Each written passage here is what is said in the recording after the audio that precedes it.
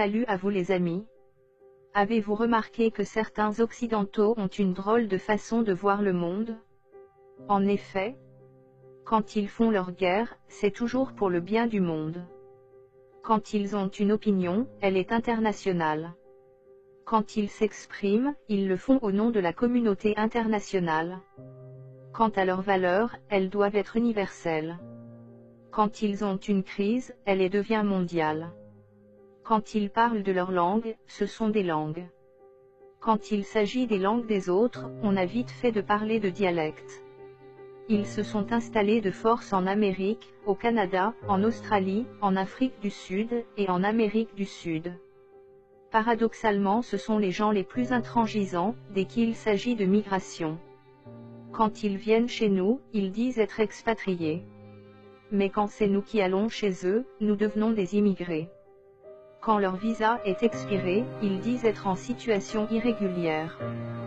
Dès que la même chose nous arrive, nous devenons des sans-papiers. Quand ils résistent à un oppresseur, ce sont des résistants. Si nous faisons la même chose, nous devenons des maquisards. Quand ils font la guerre à des peuples pour leur voler leur pétrole, ça s'appelle installer la démocratie. Quand ces peuples répondent à leur agression, ça devient du terrorisme. Quand ils se baptisent à l'église, ils appellent ça communier avec Dieu. Mais quand nous faisons nos rites ancestraux, ça devient de la superstition. Quand certaines de nos femmes portent le voile par conviction religieuse, ce sont des femmes soumises et opprimées. Mais le même phénomène chez eux s'appelle une bonne sœur.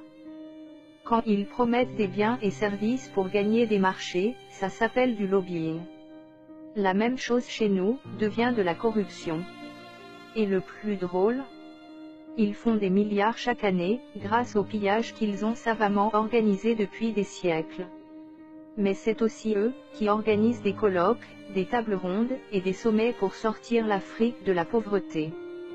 Quand on est africain, et qu'on entend ça, on est juste plié de rire. D'où le syndrome du ricanement permanent, au risque de passer pour un sauvage.